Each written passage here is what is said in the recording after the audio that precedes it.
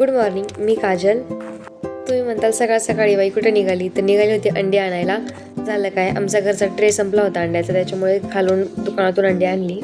त्यांना नाश्त्याला आज अंड्याचा रोल केला आणि पिल्लूला अंड फोडून आणि चपाती दिली. आणि मी भाजी चपातीच खाल्ली नाश्त्यामध्ये. त्याला घेऊन जायचं होतं केस कापायसाठी. घेऊन चालले केस कापायला. बघू आता काय करतोय तो. काढून देतो का नाही मला. कुठे जायचं तुला? मी फर्स्ट टाइम त्याला केस कापाय घेऊन गेलते. अगोदर मी नव्हते कधी गेले. त्याचे पप्पा, आई किंवा काकाच घेऊन जातात. म्हटलं चला आपण जाऊयात आज केस कापायला त्याला घेऊन.